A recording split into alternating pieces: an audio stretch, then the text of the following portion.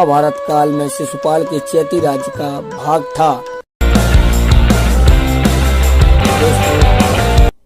करते हैं शुरू अशोकनगर जिले का इतिहास और संपूर्ण जानकारी।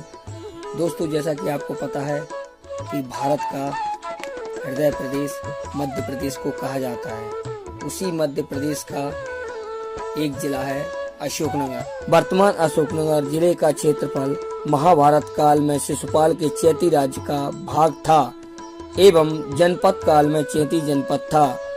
मध्ययुगीन काल में चंदेरी राज्य का भाग था। 6वीं शताब्दी ईस्वी पूर्व में चंदेरी क्षेत्र अशोकनगर जिला का क्षेत्र चैती जनपदों में आता था, जो कि नंद मौर्य शुंग एवं मगध राज्यों का भाग रहा था। यह माना जाता है कि महान सम्राट अशोक उज्जैन को जीतकर जाते समय एक राज क्षेत्र में रुके थे, इसलिए इस क्षेत्र का नाम अशोकनगर पड़ा। नागा राजवंश, मगध, शुंग एवं शकों का शासन पूर्ण होने के पश्चात गुप्त एवं मौखरी के शासन के बाद यहाँ हर्षवर्धन साम्राज्य का भाग बना। 8वीं-9वीं शताब्दी में यह प्रतिहार राजवंश के अधीन हो गया। प्रतिहार राजवंश के 7वें वंश राजा कीर्तिपाल ने 10वीं-11वीं शताब्दी ईस्वी में चंदेरी शहर की स्थापना की एवं अपनी राज्य की राजधानी बनाया। प्रतिहार राजवंश के समाप्त होने के बाद जेजाक भुकटी चंदेल ने भी यहाँ चंदेरी राज्य 11वीं शताब्दी ईस्वी में महमूद गजनवी के हमलों के बार बार प्रभावित हुआ। दिल्ली सल्तनत की स्थापना के बाद तुर्क, अफगान, मुगलों ने यहाँ शासन किया। मौर्य प्रहलाद के शासनकाल के दौरान ग्वालियर के शासक दौलत राव सिंधिया ने चंदेरी पर हमला करने के लिए जनरल जॉन बेस्टियन को भेजा। उसने चंदेरी, ईसागढ़ और आसपास के इलाकों पर कब्जा किया। चंदेरी के अंतिम बुंदेला शासक राजा मर्दान सिंह ने सन 1857-58 ईस्वी में एक स्वतंत्र सेनानी के रूप में सर्वोच्च बलिदान दिया। का इतिहास संपूर्ण जानकारी। अशोकनगर एक नगर पालिका परिषद है। अशोकनगर जिले के गठन से पहले यह गुना जिले का हिस्सा था। अशोकनगर अपनी अनाज मंडी और सरबती गेहूं के लिए प्रसिद्ध है। निकटतम शहर गुना 45 किलोमीटर दूर है। अशोकनगर को पहले पछार के नाम से जाना जाता था। रेलवे लाइन शहर के बीच से गुजरती है। अशोकनगर में एक रेलवे स्टेशन और एक बस स्टैंड है। अशोकनगर सड़क और रेलवे द्वारा मध्य प्रदेश के मुख्य शहरों से जुड़ा हुआ है। यह नगर चंदेरी सिल्क साड़ियों के लिए भी जाना जाता है। अशोकनगर मध्य प्रदेश के उत्तरी भाग में स्थित है। सिंध बेतवा नदियों के बीच है। यह मालवा पठार के उत्तरी भाग के अंतर्गत आता है। हालांकि इस क्षेत्र का मुख्य भाग बुंदेलखंड पठार में स्थित है। जिले की पूर्वी पश्चिमी सीमाएं अच्छी तरह से नदियों के परिभाषित है। बेतवा पूर्वी सीमा के साथ बहती है। इसे सागर जिले उत्तर प्रदेश के ललितपुर जिले से अलग करती है। सिंध पश्चिमी सीमा पर बहने वाली मुख्य नदी है। कोटाबीना रेलवे खंड पर स्थित है। अशोकनगर जिले के पूर्व में उत्तर प्रदेश की सीमा तक उत्तर प्रदेश से ललितपुर से करीब 87 किलोमीटर दूर है। अशोकनगर राज्य की राजधानी भोपाल से लगभग 190 किलोमीटर दूर, इंदौर से 360 किलोमीटर दूर और ग्वालियर संभाग से 250 किलोमीटर दूरी पर है। यह क्षेत्र ग्वालियर रियासत के ईसागढ़ जिले के हिस्से के रूप में शासित किया गया था। ऐसा माना जाता है कि उज्जैन जीतने के बाद सम्राट अशोक ने लौटते हुए पछार की भूमि पर रात गुजारी थी, इसलिए इसका नाम अशोकनगर हुआ। आइए चलते हैं जनसंख्या की दृष्टि से देखते हैं। दोस्तों, सन 2001 की जनगणना में अशोकनगर की जनसंख्या 67,705 थी, जो 2011 में बढ़कर 84,04,999 हो गई। इसमें पुरुष और महिलाएं क्रमशः 4,44,651 और महिलाएं 4,03,028 थे, जो कि 2001 और 2011 के काल में जनसंख्या में 22.65% वृद्धि हुई है। इससे पहले 1991 और 2000 काल में जनसंख्या वृद्धि दर 23.20% था। प्रारंभिक अंतिम डेटा 2001 में 147 की तुलना में 2011 में 181 घनत्व का सुझाव देते हैं। अशोकनगर जिले के अंतर्गत कुल क्षेत्रफल लगभग 4,674 किलोमीटर। 2011 में अशोकनगर की औसत साक्षरता दर क्रमशः 67.90 थी और 2001 की 62.26 के मुकाबले 67.90 थी। अगर लिंग के अनुसार पुरुष और महिला साक्षात्कार क्रमशः 80.22, 54.18 थी। 2001 की जनगणना के लिए इसी आंकड़े अशोकनगर जिले में 77.01 और 45.24 पर खड़े थे। अशोकनगर जिले में कुल साक्षर 4,80,957 थे, जिनमें से पुरुष और महिलाएं क्रमशः 2,99,409 और 1,58,548 थे। 2001 में अशोकनगर जिले में कुल क्षेत्रफल 3,44,760 था। अशोकनगर में लिंग अनुपात के संबंध में है 989 के 2001 की जनगणना की तुलना में प्रति 1,000 पुरुष था। जनगणना 2011 निदेशालय की नवीनतम रिपोर्ट के मुताबिक भारत में औसत राष्ट्रीय सेक्स अनुपात 940 है। ये चलते हैं और आगे अब दर्शन स्थल की ओर जानते हैं दर्शन स्थल की जानकारी। दक्षिण में अशोकनगर से लगभग 35 किलोमीटर दूर प्रसिद्ध करीला माता मंदिर है, जो भगवान राम और सीता माता के पुत्र लव और कुश का जन्म स्थान है। हर साल रंगपंचमी पर एक विशाल मेले का आयोजन किया जाता है, जिसमें राई डांस बेदी महिला द्वारा किया जाता है। तुमन एक मशहूर ऐतिहासिक तीर्थयात्री केंद्र जो त्रिवेणी में स्थित है, जिसे माता विंध्यवासिनी मंदिर के लिए जाना जाता है। अशोकनगर जिले में धार्मिक महत्व के कई और अधिक स्थान हैं। चंदेरी अशोकनगर जिले का तहसील है। यह प्रसिद्ध ऐतिहासिक और पर्यटन महल है। चंदेरी के लोगों का मुख्य व्यवसाय हस्तकला है। चंदेरी साड़ियों पर भी प्रसिद्ध है। इन्हें कपास रेशम द्वारा खटका से हाथ मिलाया जाता है। साड़ियां तैयार करने के लिए खटका एक स्वर्णिम मशीन है। अशोकनगर जिले में एक अन्य प्रसिद्ध स्थान श्री आनंदपुर है, जो श्री आदिवीथ परमहंस संप्रदाय का विश्व मुख्यालय है। विश्व भर से चेलों ने बैसाखी और गुरु पूर्णिमा में 2 बार एक वर्ष में अनंतपुर को गुरुओं से आशीर्वाद लेने के लिए यात्रा की। कदवा जिले का एक छोटा सा गांव प्राचीन शिव मंदिर गढ़ी और माता मंदिर मां बीजासन के लिए भी प्रसिद्ध है। आइए चलते हैं और चंदेरी के बारे में और भी जानकारी प्राप्त करते हैं। चंदेरी किला शहर के ऊपर 71 मीटर की ऊंचाई पर स्थित है। मुख्य रूप से चंदेरी के मुस्लिम शासकों द्वारा दुर्ग की दीवारों पर निर्माण किया गया। किले का मुख्य दृष्टिकोण 3 दरवाजों की एक श्रृंखला के मध्यम, जिनमें से सबसे ऊपर हवा पोड़ और निम्न तंत्र के रूप में जाना जाता है, जिसे खूनी दरवाजा कहा जाता है या रक्त के द्वारा कहा जाता है। अजी नाम इस तथ्य से लिया जा गया है कि अपराधियों को इस बिंदु पर ऊपरी बंगलों में फेंकने के द्वारा मार डाला गया था। उनके शरीरों में पैरों पर टुकड़ों में डाल दिया गया था। किले के भीतर बंडेला चीज द्वारा निर्मित 2 बरबदा इमारतों हैबा नो खादा महल है। किले का सबसे सुंदर स्थान उत्तरी रिज पर एक आराम घर है, जहां से देश के नीचे शहर के एक आकर्षक दृश्य प्राप्त किया जा सकता है। चंदेरी का कोट दक्षिण की ओर किले के लिए पहाड़ी की ओर से बने कटी घटी नामक के उत्सुक प्रवेश द्वार है। यह 59 मीटर लंबा 12 मीटर चौड़ा चट्टान के अपने हिस्से के बीच 24.6 मीटर ऊंचा है। एक गेट के आकार में देखा गया है, जिसमें एक बिंदु वाला कमान है जो लपटों के टावरों में घूमता है। चंदेरी के कौशल महल को तावरी ई फरीसिता के नाम से जाना जाता है। उसमें दर्ज किया गया AH 849 CAD 1445 में मालवा के महमूद शाह खिजरी चंदेरी से गुजर रहे थे। उन्होंने 7 मंजिला महल का निर्माण कराने का आदेश दिया। कौशिक महल इस आदेश का नतीजा है। यह कुछ भव्यता का भव्य भवन है। एक आधा बर्बाद स्थिति में खड़ा है। शहर के दक्षिण पूर्व उत्तर में क्रमशः राम नगर, पंचम नगर, सिंधपुर सुव्यवस्थित महलों हैं। सभी 18वीं शताब्दी में चंदेरी के बुंदेला चीफों द्वारा निर्मित किए गए हैं। चलिए चलते हैं दोस्तों और अशोकनगर के इतिहास की जानकारी आपको दे रहा हूं और भी आगे की जानकारी में देखते हैं। तूमैन मां विंध्यवासिनी मंदिर अति प्राचीन मंदिर है। यह अशोकनगर जिले के दक्षिण दिशा की ओर तुम्बन में स्थित है। यहाँ खुदाई में प्राचीन मूर्तियां निकलती रहती हैं। यहाँ राजा मोरध्वज की नगरी के नाम से जाना जाता है। यह कई प्राचीन दार्शनिक स्थलों में बलराम मंदिर, हजारमुखी महादेव मंदिर, त्रिवेणी संगम, बौद्ध प्रतिमाएं, लाखा बंजारा, बाकर गुफाएं, मां पहाड़ा वाली मंदिर आदि कई स्थल हैं। तुमैन का प्राचीन नाम तुम्बन था।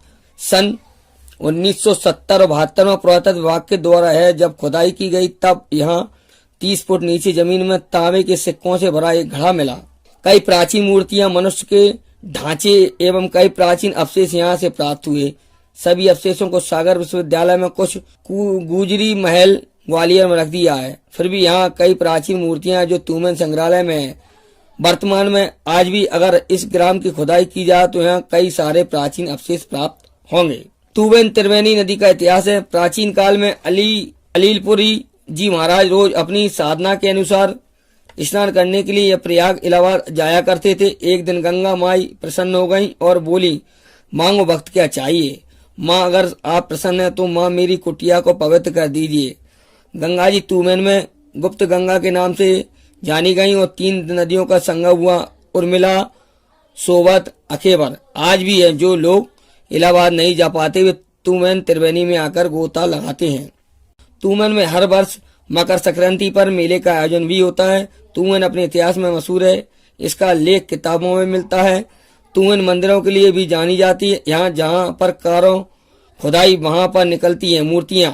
तूमेन गांव का बड़ा मंदिर विंध्यवासिनी मंदिर है। यह मंदिर बहुत ही पुराना है। इस मंदिर में जो तोड़ फोड़ मुगल साम्राज्य औरंगजेब के समय पर हुई, मंदिर का इतिहास बहुत ही पुराना है। विंध्यवासिनी मंदिर या तो उत्तर प्रदेश के मिर्जापुर में स्थित है या फिर मध्य प्रदेश के अशोकनगर जिले के 10 किलोमीटर दूरी पर तूमेन गांव में स्थित है। यानी कि जो अशोकनगर अपना जिला मुख्यालय है उससे 10 किलोमीटर दूरी पर स्थित है। श्री आनंदपुर साहिब एक शानदार धार्मिक स्थान है। जिला मुख्यालय अशोकनगर से लगभग 30 किलोमीटर दूर स्थित ईसागढ़ तहसील का हिस्सा है। संस्था अतिवद मत से प्रभावित होती है। इस संस्था का संस्थापक श्री अद्वैत आनंद जी थे। उन्हें महाराज परमहंस दयाल जी के नाम से भी जाना जाता था। जगह अच्छी तरह से हरियाली और प्राकृतिक सुंदरता से घिरी हुई है। आश्रम विंध्याचल पर्वत की सीमाओं के पास स्थित है और यह अपनी शानदार इमारत प्रदूषण मुक्त वातावरण के आकर्षण का केंद्र है। आनंदपुर का विकास 1939 में वापस शुरू हुआ और 1964 तक जारी रहा। यह संस्थान 22 अप्रैल 1954 को श्री आनंदपुर ट्रस्ट के रूप में स्थापित किया गया। इसके अधिकांश विकास श्री चौथे और श्री 5वां प्रदेश के दौरान हुए। श्री आनंद शांति भवन स्मारक का मुख्य भाग शुद्ध सफेद संगमरमर से बनाया गया। इस स्तंभ को इस स्थानों से दूर देखा जा सकता है। सत्संग भवन स्मारक का एक बड़ा और आकर्षण स्थान है। यह आकर्षण का केंद्र भक्तों के लिए यह जगह शरद ऋतु के मौसम में देखने के लिए एक सुंदर है, जब बगीचे में रंगीन फूलों से भरा होता है। बाकी का घर पर्यटकों के लिए उपलब्ध है जो दूर से यहाँ आते हैं। अस्पताल, स्कूल, डाकघर आदि की सुविधाएं।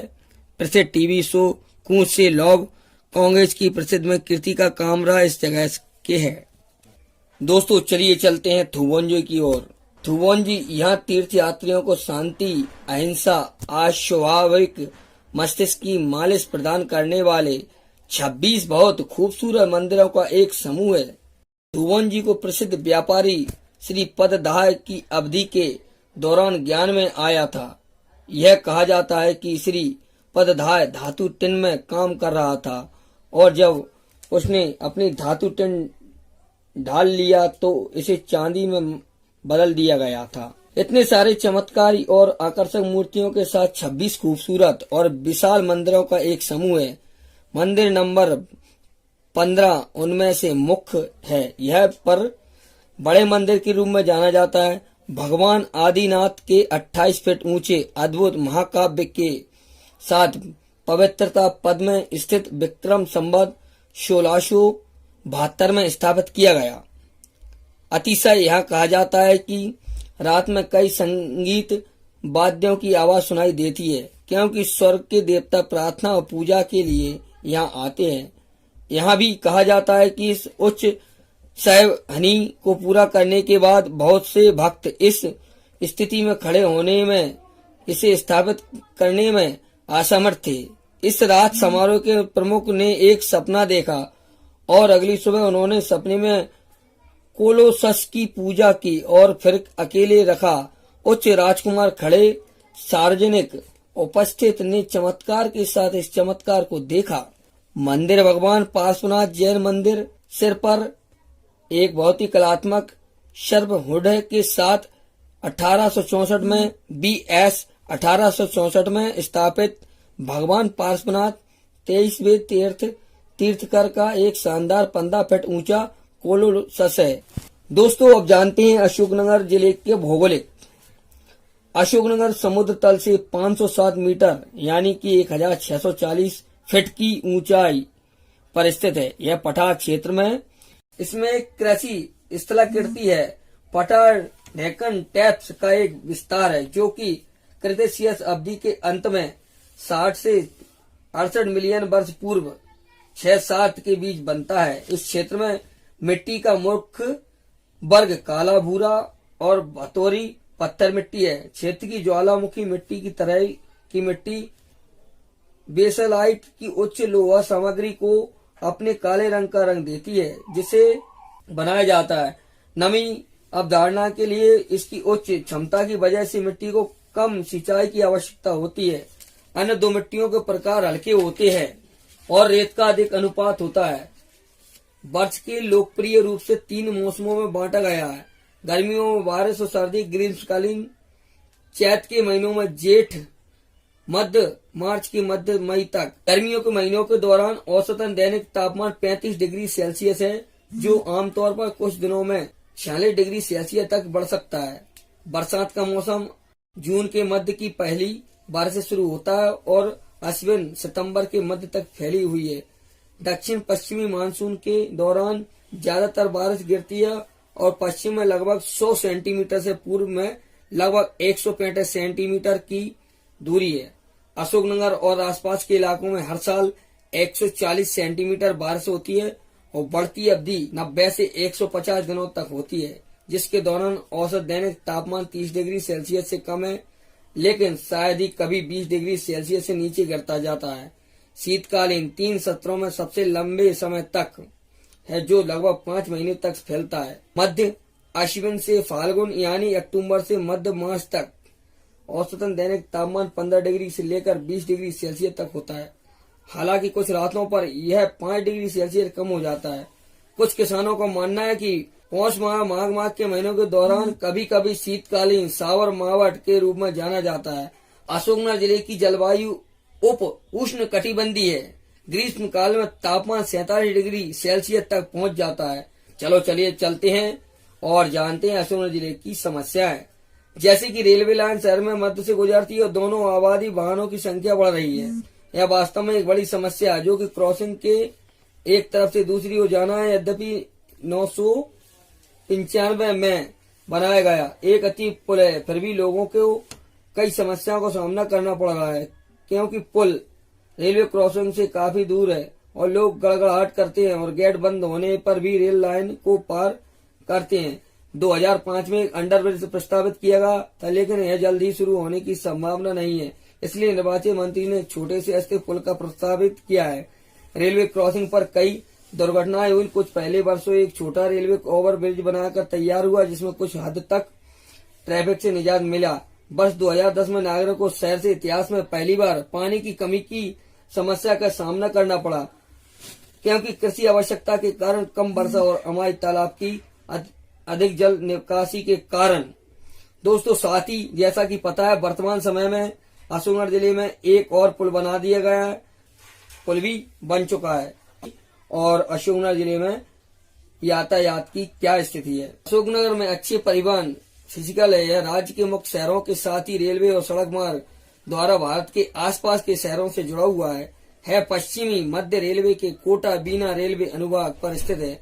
अशोकनगर राजमार्ग पर स्थित है। यह अपने आसपास के जिला गुना, विदिशा और शिवपुरी के साथ जुड़ा हुआ है। जिले में राज्य मार्गों की लंबाई लगभग 82.20 किलोमीटर है। अशोकनगर पश्चिमी मध्य रेलवे की कोटा बीना खंड की व्यापक गेज लाइन पर स्थित है।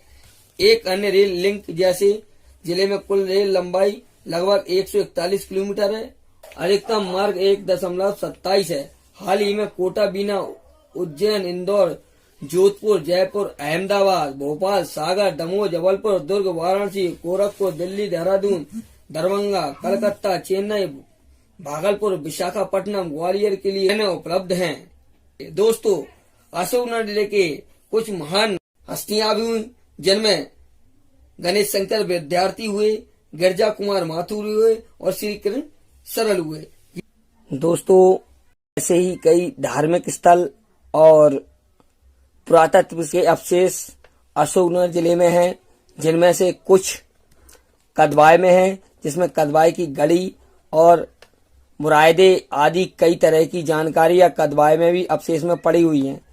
कदवाय को सबसे अधिक गढ़ी के कारण और जगत जननी मां बीजासन माता के कारण भी जाना जाता है, जो कि संपूर्ण मध्य प्रदेश से लेकर देश विदेशों तक प्रसिद्ध है। यहाँ माता के दरबार में जो भी भक्त आता है और जो आंखों की रोशनी चली जाती है, उसकी अर्जी विनती करता है, उसकी आंखें माता अवश्य वापस कर देती है, ऐसी लोगों की मान्यता है। दोस्तों, अशोकनगर जिले की चंदेरी में अब फिल्मी दुनिया के कलाकारों का आना जाना बना हुआ है। चंदेरी में कई फिल्में शूटिंग हो चुकी हैं। वर्तमान में अशोकनगर जिले में नई सराय, पिपरई, मुगावली, सारोरा, ईसागढ़, चंदेरी, अशोकनगर और बहादुरपुर तहसीलें हैं। अगर मध्य प्रदेश के हिसाब की बात की जाए तो मध्य प्रदेश में वर्तमान में 55 जिले हो चुके हैं, जिनमें अभी चांचौड़ा, मैहर और एक जिला और बनाए गए हैं। अब मध्य प्रदेश में जिलों की संख्या 55 हो चुकी है। ये थी अशोकनगर जिले की संपूर्ण जानकारी। दोस्तों, इसी तरह की वीडियो मैं आप तक लाता रहूंगा और आप तक रोचक और ऐतिहासिक जानकारी पहुंचाता रहूंगा। इसलिए आप मेरे चैनल को लाइक करें, शेयर करें और सब्सक्राइब करें। अगर आप नए हैं तो सब्सक्राइब जरूर करें। मिलते हैं अगली इंटरेस्टिंग और लाजवाब शानदार वीडियो के साथ। इस वीडियो के पसंद आने पर लाइक, शेयर और सब्सक्राइब करना ना भूलें।